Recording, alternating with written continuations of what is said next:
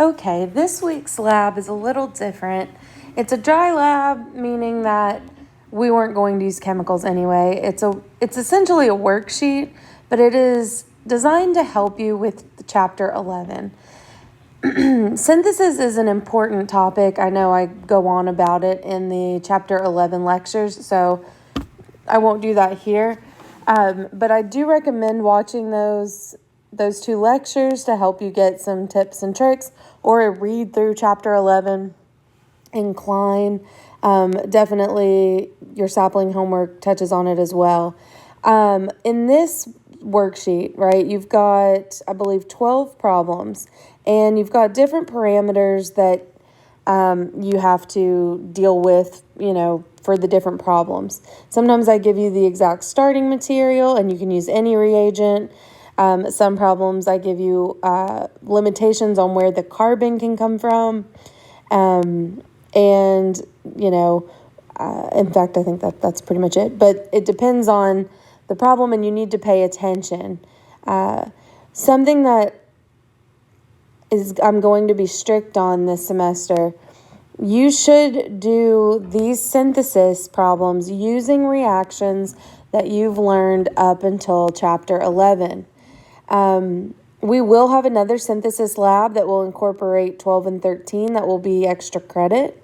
There are other reactions in the world that you could use, certainly, but you are not going to get what you need from this if you just Google and find reactions that have nothing to do with what we've learned so far. I want to see that you can do these synthesis problems with the tools that we've learned so far. Okay, so you can approach these problems in a couple different ways, right? Forwards or backwards. And I want to work a couple of them out with you and start one so you can kind of see what I'm talking about. You can see how I work through it. And let's jump in. So I'm going to start with number 1. We're going to work this one out together. So what I would like to see is that you show me each not mechanism. Let me repeat, not mechanism. Each synthetic step, each reaction, one at a time with the intermediates. That is going to be the easiest for me to grade so I could see what you were doing. And so that's how I'm going to present it here. You have been given a gift, my friends, with that first starting material. That is an alkane. No matter how many new reactions we've learned, we've only learned one reaction with an alkane, and that is bromination. That is radical halogenation. Doesn't really matter what the product is that we're going for. This is the only thing you know to do with the starting material. It doesn't matter which carbon I put the bromine on, right? It simply does not matter. It's going to be bromocyclohexane. From here, you need to make double bonds. Now, you know how to eliminate when you have an alkyl halide. You can use any of your strong bases. You're going to find over time here, I love potassium tert-butoxide. This is a good one if you need a Hoffman product. In this case, it doesn't matter. It's also nice because it is non-nucleophilic. This is not going to give you substitution products. This is only going to eliminate. Now, something to keep track of at this point is, well, I need to put in 2 more double bonds. So can I just do these 2 steps 2 more times? And the answer is yes, sort of. What you want to keep in mind in this next step, if you want to add a bromine, you don't want to use Br2 because now you have a double bond. And if you use Br2, it is going to interact with this double bond right here. And we want to avoid that. We want that double bond to stay in place. So luckily, in chapter 10, we learned about N-bromosuccinimide. And we're still gonna need to catalyze that. Now, you could use AIBN. You've used that in lab. I stick with light to catalyze these reactions on paper. So where is that bromine going to add? It's going to add at one of those allylic positions. That's going to be the most stable position. From here, we can eliminate again. Again, it doesn't really matter which base you use. It's not going to eliminate in this direction, because you're not going to get to a carbon with 2 double bonds. Those are not particularly stable. We'll learn more about that in organic too. But you are free to use the strong base of your choice here. Now that we kind of see where this is going, right, now we can do this 2 more times, NBS and light. That's going to put a bromine on here. All right, from there, one last elimination, and we are at that final product. You can do this on scratch paper. You certainly don't have to do it on this piece of paper. You can condense some of these steps.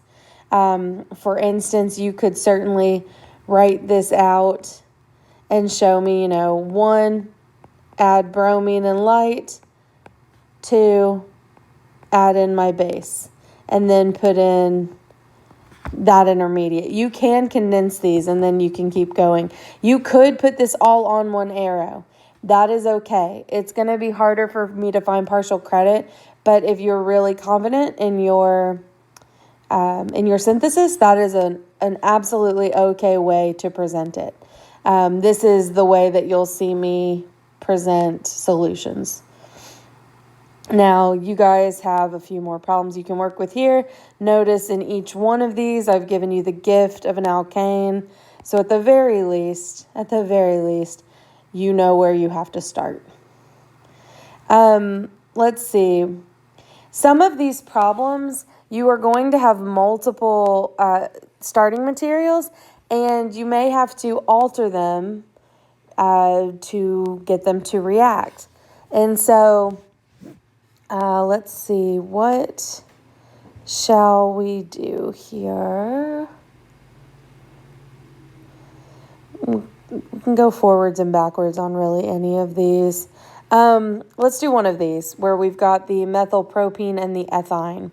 So that's what we're starting with, right? We've got, let's use a pen, methylpropene, and we have an ethyne starting material. Now, if we mix those two together, nothing is going to happen. But I know that I want to add these together because I have 1, 2, 3, 4, 5, 6 carbons in my product, and I have 1, 2, 3, 4, 5, 6 carbons here. Now, how do I get these carbons to interact with each other? Well, I know that I can pull off one of the hydrogens here and I can make an acetylide ion. That's great. Does that add to a double bond? No, it doesn't. It adds to an alkyl halide, something with a good leaving group. So I have to prepare my methylpropene to react. So I'm going to alter these in separate steps, and then I'm going to add them together. Now, if I want to get that bromine out here on the end, I need an anti-Markovnikov reaction. Right now, this is great. This has, if this is 5 and 6, and this is 1, 2, 3, and 4. Now, when I add these two together, it's going to give me the basic carbon skeleton that I'm looking for. All right, so I want to be careful. People often lose carbons here. You still want 5 and 6. Now from here, it's a functional group modification. All right, we've done our carbon skeleton, and now we want to modify that functional group. Well, there are several ways to do this, but there's only really one way that you guys know right now, and that is thinking about this. And you could have done this retrosynthetically here. You could start at the end if this front part wasn't obvious to you. How can I make a carbonyl? Well, you only have a couple of reactions that even make carbonyls, and ozonolysis would probably be a tricky one here. But you could do addition of water across a triple bond, and it will tautomerize, right? So if we think about going forward, what are the reagents we would need? H2SO4, water, and mercury sulfate. All right, that is going to add water across that triple bond. It will not give you an enol, it will give you a ketone. And there is another potential solution to a problem here. Now, everybody should get at least 4 of the 25 points on this because I've given you 2 of the solutions because I want to help you get started here. I will give you a couple hints. For 7 and 8, I want you to count carbons. Notice there's 1, 2, 3, 4, 5. That means maybe we got to this structure, but then we lost a carbon. Think about ways in which you could lose a carbon.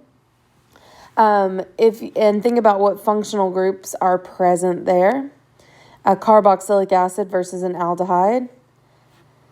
And in this problem here, right, notice that I gave you an alkane.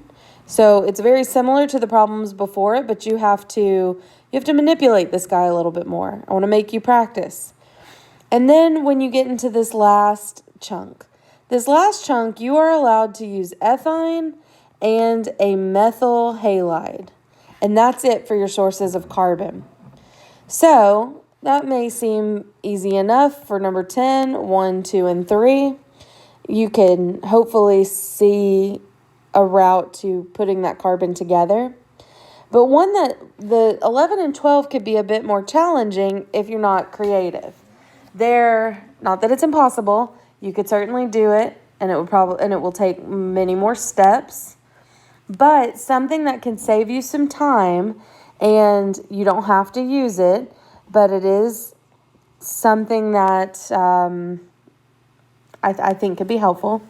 I want you to recognize that you can use as many ethyne molecules as you want. So I could turn this ethyne into a 2-carbon alkyl halide. And how could I do that? Well, I could use one of my NH3, one of my partial reductions, and I could make ethane. And then I could add HBr, and now suddenly, voila, I have a 2-carbon alkyl halide. So it is possible to use this molecule more than once. It's possible to use this molecule more than once.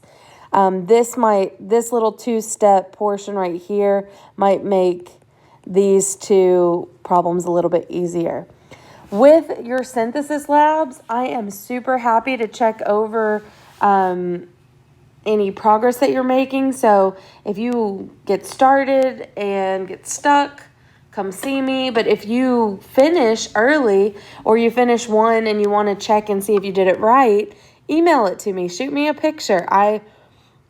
It's a lab. We were going to work on this together. I was going to help you if we were in person. I want to still help you now that we're online.